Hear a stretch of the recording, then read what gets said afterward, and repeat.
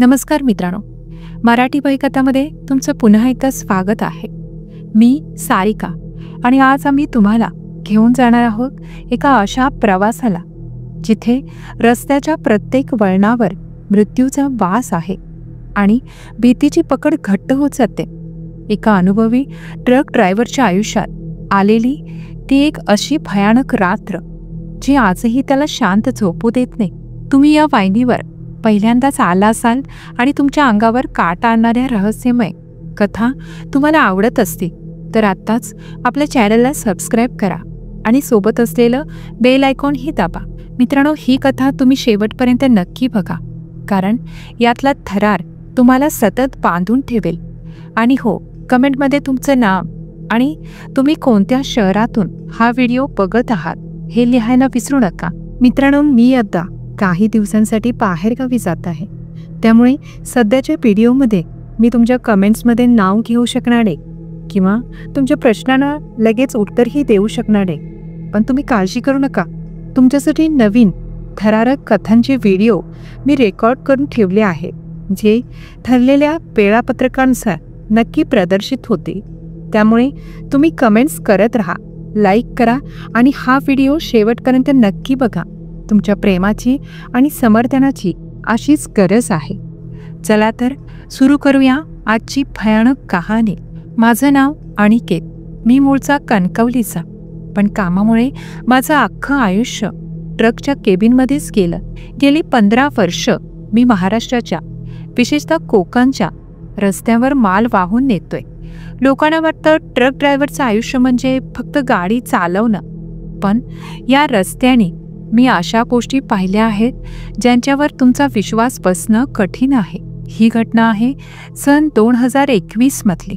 ती रात्र आजही मला स्पष्ट आठवते. कणकवलीच्या एका गोदामातून आम्ही कोल्हापूरला काही इलेक्ट्रॉनिक्स वस्तू घेऊन निघालो होतो. पावसाळ्याचे दिवस होते आणि जून-जुलैची ती रात्र म्हणजे नुसता कहर. माझ्यासोबत माझा सोबती क्लीनर म्हणून जयदीप होता. स्वभावाने एकदम शांत आणि मेहनती, पण तो रात्री जरा लवकर थकून जायचा. आमचं कणकवलीहून निघणं थोडं उशिराच झालं होतं आणि आम्हाला वेळेत कोल्हापूरला पोहोचायचं होतं. पण जवळच्या महामार्गावर एका मोठ्या अपघातामुळे प्रचंड वाहतूक कोंडी झाली. जयदीप, मी त्याला हाक मारली, आपण आज वेळेत नाही पोचणार रे, बघ किती ट्रॅफिक आहे. जयदीपने मोबाईलमध्ये पाहिलं आणि म्हणाला, अनिकेत दादा, इथे एक रस्ता दिसतोय, जुना आंबा घाट पार करून जाणारा.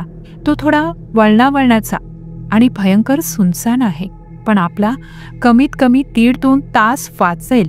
मला तो रस्ता आठवला. जुना आंबा घाट, तो रस्ता सहसा रात्री कोणी वापरत नाही.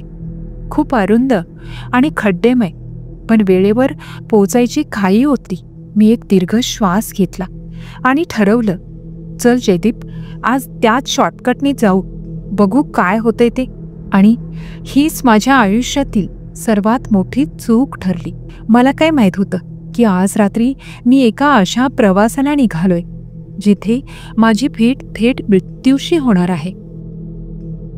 आम्ही जेव्हा जुन्या आंबा घाटाच्या दिशेने पडलो तेव्हा रात्रीचे जवळपास 2:30 वाजले असतील.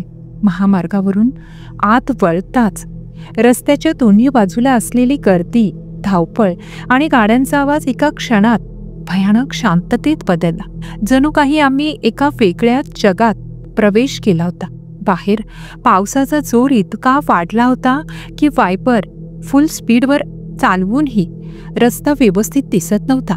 माझ्या जुन्या मालवाहू ट्रकमध्ये आम्ही नुकताच सर्व्हिसिंग करून घेतला होता, पण या पावसाळी वातावरणात तो कधी दगात येईल सांगता येत नव्हतं. तसं तर मी अनुभवी होतो, पण या घाट रस्त्यावरचा अनुभव थोडा वेगळाच होता. इथे रस्त्याच्या नावाखाली फक्त खडकाळ आणि निसरड्या मातीचा पट्टा होता. दादा, थंडी खूप वाजायला लागली हो, जयदीप गुडगुडत म्हणाला. हो रे, कणकवली सोडल्यापासून थंडी वाढली आहे.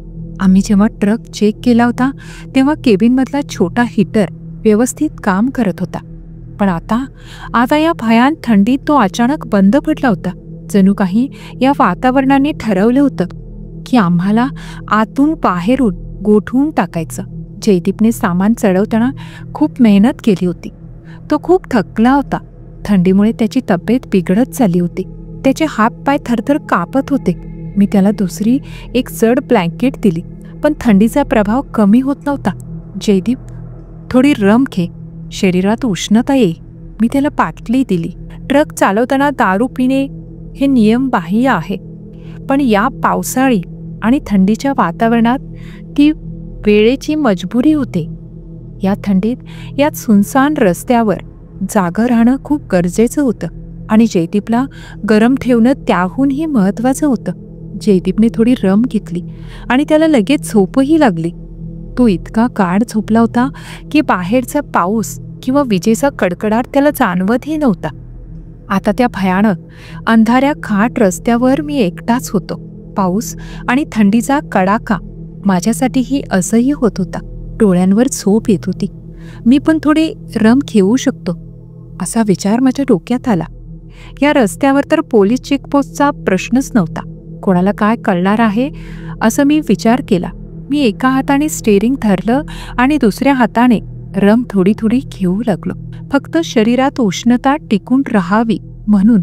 आणि त्याच वेळी माझ्या डोळ्याने जे काही पाहिलं त्याने माझ्या शरीरातील रक्ताचा प्रत्येक थेंब गोठून गेला. मी रमचा घोट घेत ट्रक चालवत होतो. बाहेर मुसळधार पाऊस, ट्रकमधला बिघडलेला हीटर आणि माझ्या मनात असलेली धास्ती या सगळ्यामुळे माझ्या शरीराला एक प्रकारचा कंप सुटला होता.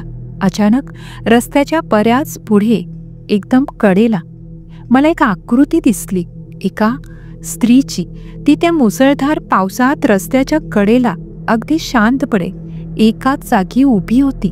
तिने डोक्यापासून पायापर्यंत एक पांढरी किंवा फिकट रंगाची शाल घातली होती. पण सगळ्यात भीतीदायक गोष्ट काय होती माहीत आहे? तिने पायात चप्पल घातली नव्हती.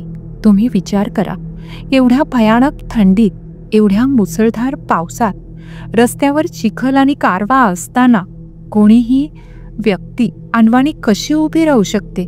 आणि या सुनसान रस्त्यावर जिथे दूर दूरपर्यंत एकही घर किंवा वस्ती नाही, तिथे ही स्त्री काय करत होती? माझ्या मनात विचार आला.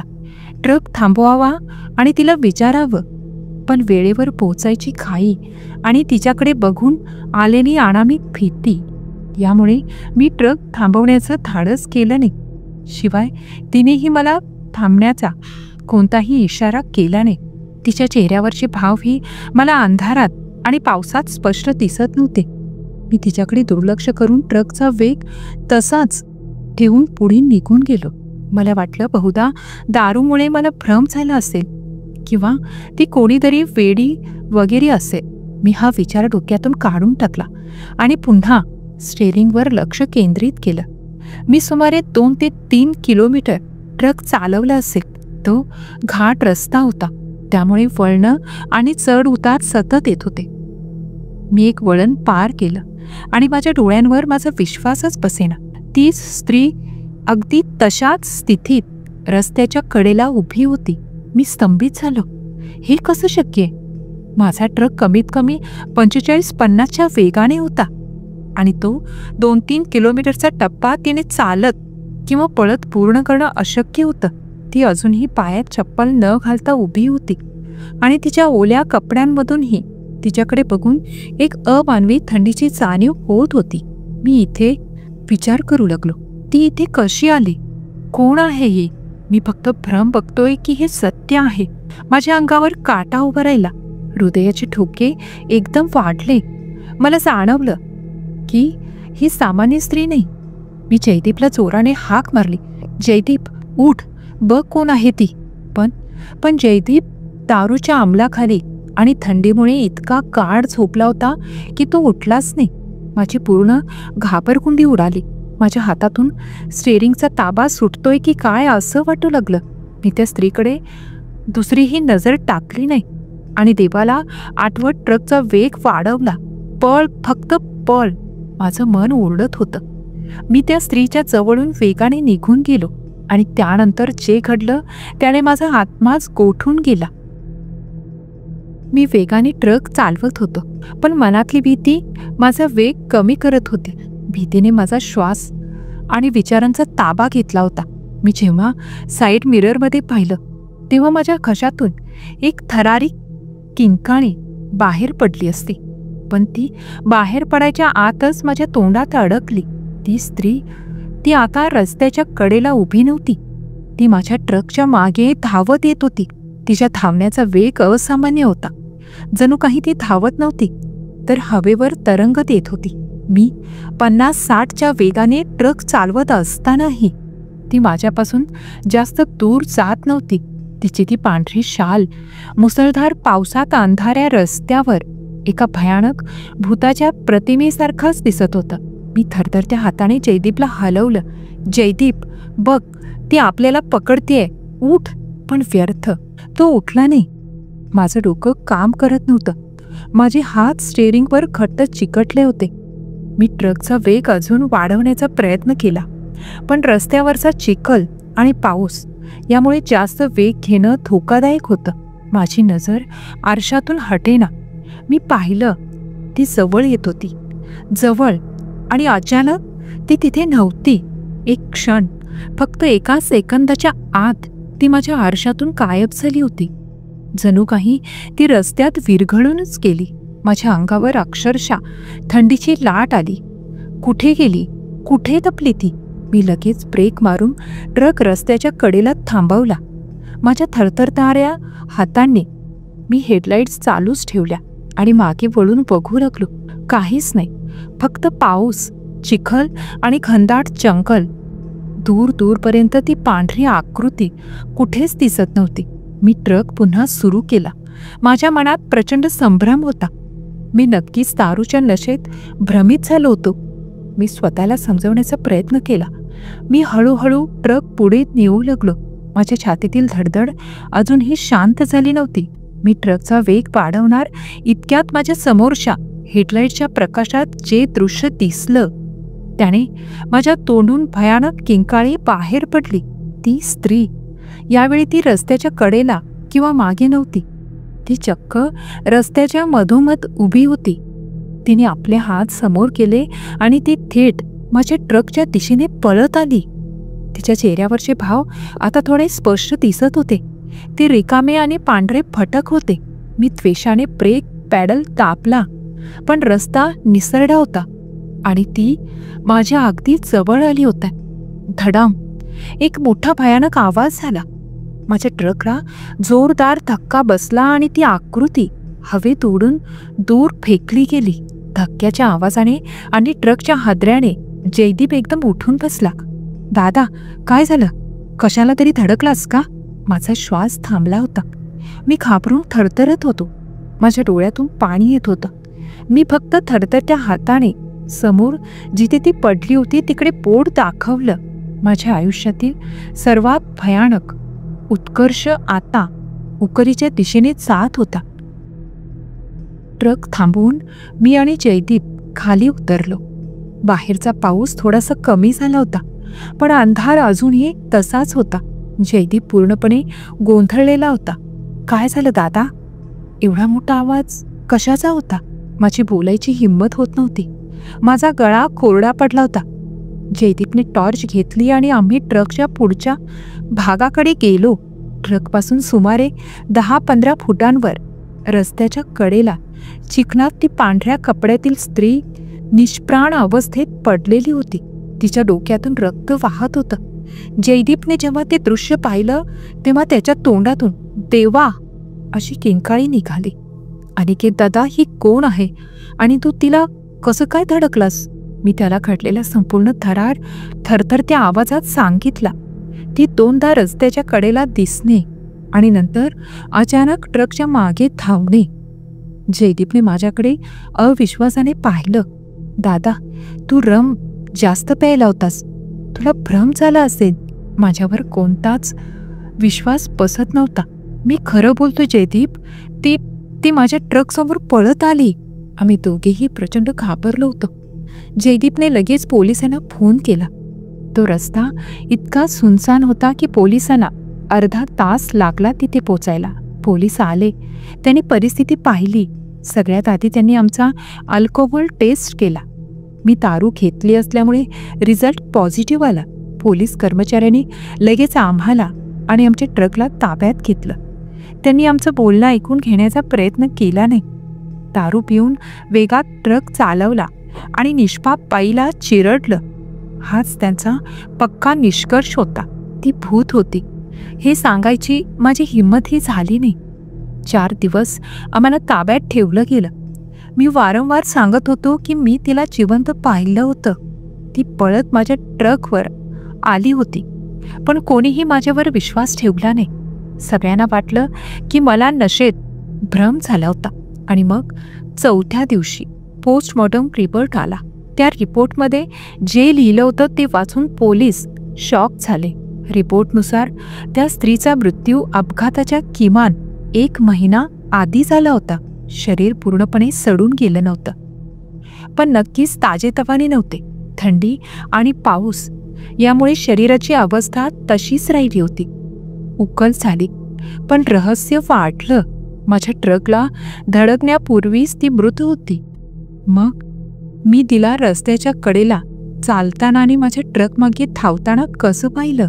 या अमानवी पुराव्यामुळे आमच्यावरील खुनाचा आरोप काढून टाकण्यात आला. आम्ही दारू पिऊन गाडी चालवत होतो आणि निष्काळजीपणा केल्याबद्दल आमच्यावर कारवाई झाली. आमचा लायसन्स रद्द करण्यात आला आणि आम्हाला काही महिन्यांची छोटी शिक्षाही झाली. माझ्यावर विश्वास न ठेवल्याचा मला प्रचंड राग आला.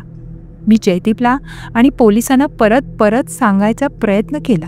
पोस्टमॉर्टम रिपोर्ट खोटा आहे. ती जिवंत होती. मी तिला माझ्या डोळ्यांनी पाहिलं होतं, पण कोणीही ऐकलं नाही. त्यांना वाटलं दारू आणि भीतीने मला वेड लागलं. मी हार मानली. मी ते गुपित माझ्या मनातच ठेवलं.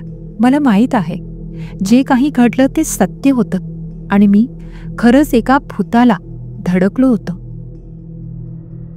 आजही मला ती रात्र आठवते. तेव्हा माझ्या अंगावर सरसरून काटा उभा राहतो. मला माहीत आहे लोक माझ्यावर विश्वास ठेवणार नाहीत. माझ्याकडे कोणताही पुरावा नाही, पण मी तुम्हाला सांगतो, मी खोटं बोलत नाहीये. ती माझ्या ट्रक मागे धावत होती आणि माझ्यासमोर ती अचानक उभी राहिली. मी त्या रात्री मृत्यूला माझ्या अगदी जवळून पाहिलं होतं. तुम्हाला काय वाटतं?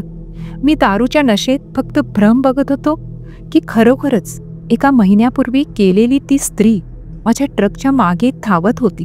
तुमच्या प्रतिक्रिया कमेंट्समध्ये नक्की सांगा. तर मित्रांनो, ही होती अनिकेत, ट्रक ड्रायव्हरच्या आयुष्यातील ती हादरवणारी रात्र, जी आजही त्याला स्पष्ट आठवते. एका सामान्य ट्रक ड्रायव्हरच्या आयुष्यात आलेला हा असा प्रसंग जो त्याच्यासोबतच आपल्यालाही त्या अदृश्य जगाच्या दारात घेऊन जातो. कधी कधी काही गोष्टी आपल्या कल्पनाशक्ती पलीकडच्या असतात. त्यांच्यावर विश्वास ठेवणं कठीण असतं, पण त्या खऱ्या असतात. जर तुम्हाला ही कथा आवडली असेल आणि तुम्हाला अजून थरार हवा असेल तर नक्की लाईक करा, आपल्या मित्रपरिवारासोबत शेअर करा आणि अशाच आणखी थरारक कथांसाठी आपल्या चॅनलला सबस्क्राईब करायला विसरू नका. लवकरच भेटूया पुढच्या भयान कथेत. काळजी घ्या आणि सुरक्षित रहा. धन्यवाद.